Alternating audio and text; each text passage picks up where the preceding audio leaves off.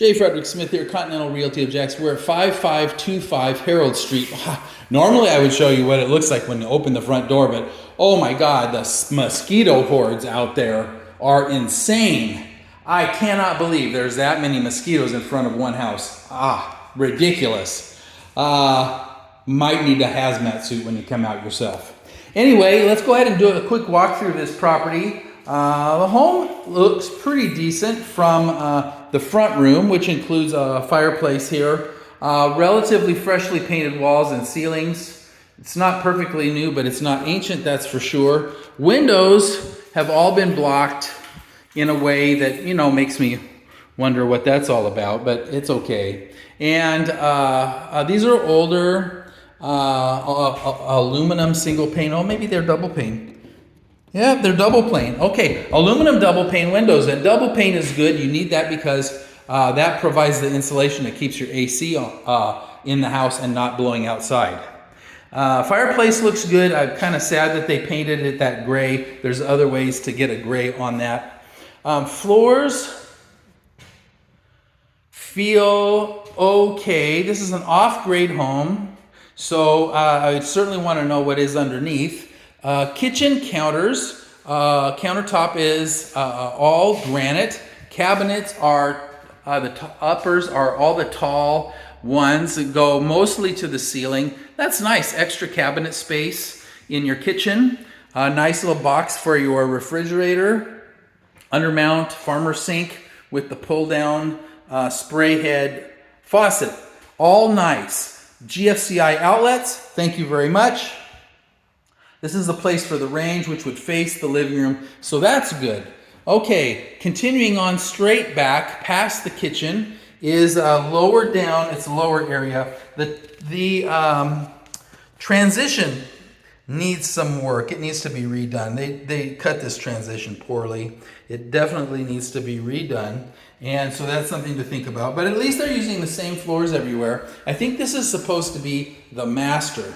So what is this? This is the laundry room. Okay, I know that because, hey, there's the dryer connector right there, missing the cover and the vent to get out. And over here we'd find the washer dryer hookup or washing machine hookups for the hoses.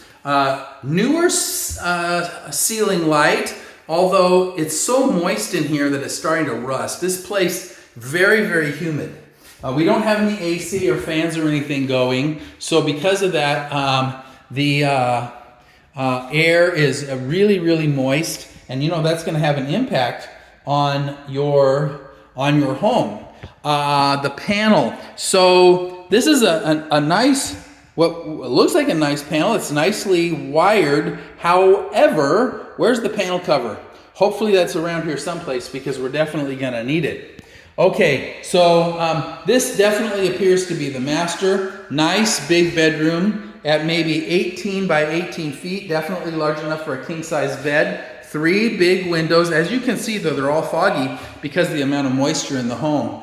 The light in this one, it's the same as what's in the laundry, but it's not rusted out yet, although that's probably going to change. I was hoping I'd find a bathroom in here, but instead what I get is a walk-in closet, which is a decent size, maybe 4 feet across by 10 feet deep. There is a light location, but there's not actually a fixture there. And then there's a switch on the wall here in the bedroom to hit that light.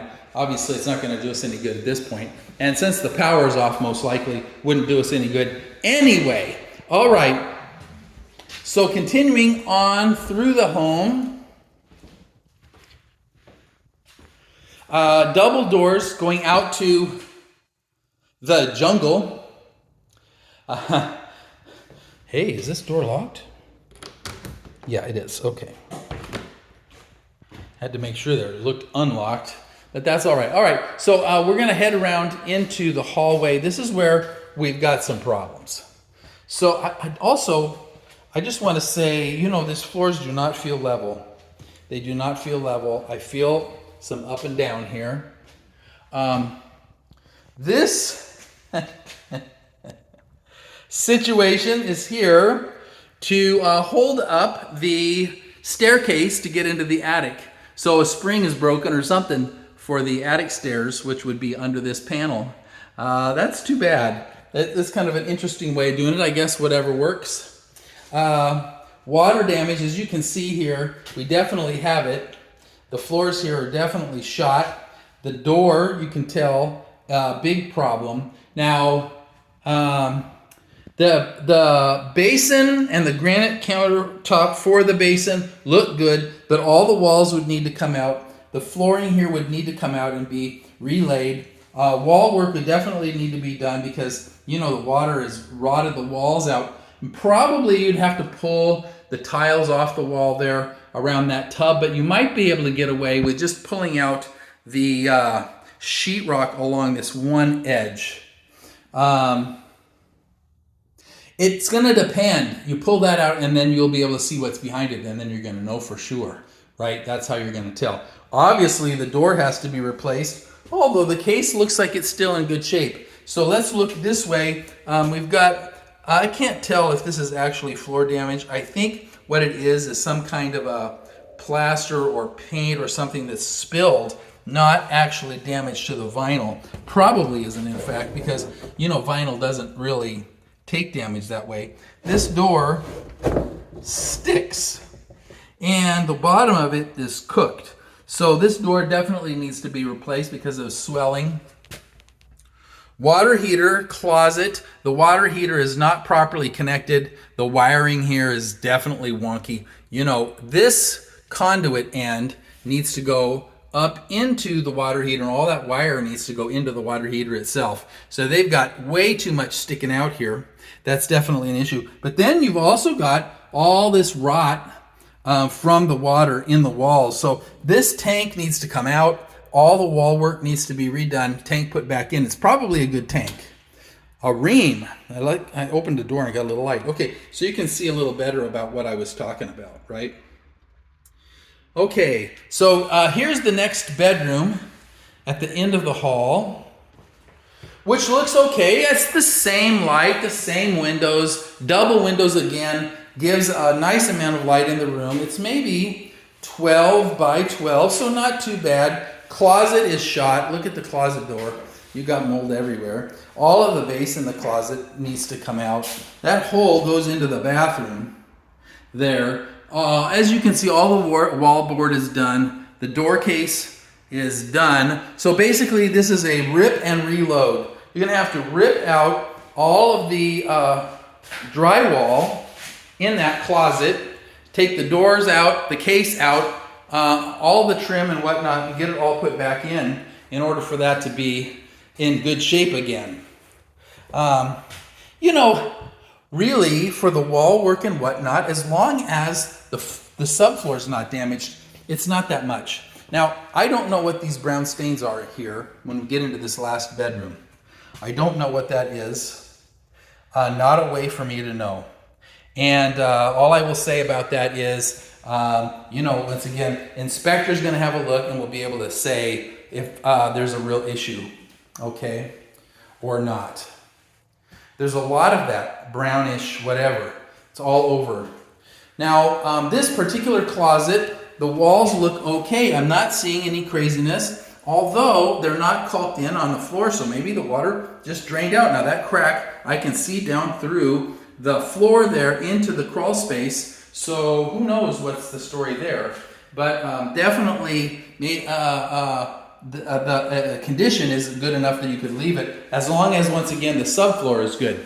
We've got the same light that we've seen in the other rooms, the same kind of off-white colored paint on the walls, but, you know, once again, I'm seeing stuff going on here as far as the baseboards, the door. Now, the door has been removed, which is a sign of it having been shot. Probably, you're going to have to pull the baseboard out at least in a couple of places, along here, and put in a recase in and put in a new door. Something's going to have to be done about that. Now, there's no furnace. There is no air exchanger or heat exchanger in the house, although the wire is here for it and the duct is here for it. You definitely could get that done for not too much, as long as the compressor is outside somewhere. Now, I would think if there was one, it would be right out here somewhere, but I don't see it. And with it being the jungle that it is, that's going to be hard. You know, I would plan actually on having to buy a heat exchanger, a furnace, and an AC compressor as part of the deal. You can get that done, both of those installed for a house this size for about $7,000, just so you know. So it's not a super huge expense. Okay, so here we are, 5525 Harrold Street in Jacksonville, Florida. We've kind of walked through the property. I didn't look at the front porch because I was getting killed by mosquitoes, but there is a little bit of damage on the floor slats of the deck. And those would need to come out and be replaced. Not a lot, it's not bad, I've seen worse. But definitely would need to be replaced. And that's it. So we're looking at some wall work from the water damage, floor work in the bathrooms, heat exchanger, possibly an AC compressor to get this house on the map. I think your total expense, cost expense would be under 20 grand, probably under 15 grand actually to do all of it. Depending on what the guy's gonna cost you to do the outside, because that's the unknown factor here. So with that though, at $120,000, this could be a good deal. Now there's caveats, because the floor's got a little whoop-de-doo here and there. I would be concerned about what's underneath. I'd want to know what's underneath the house. And obviously, with the amount of water damage that we saw, that is definitely got to be a focus of the inspector. If the roof is okay, and I couldn't tell completely, but if it will pass an insurance inspection, then I think that's worth it. Now, if with that, because of that tree up there, the roof would no longer pass the wind mitigation, then that means you would not be able to get insurance. And that means you wouldn't be able to get a loan. And that would add another $15,000 to the cost of this house and the repair. So then instead of it being 15, now you're talking about 30. That would raise the total purchase price to $150,000.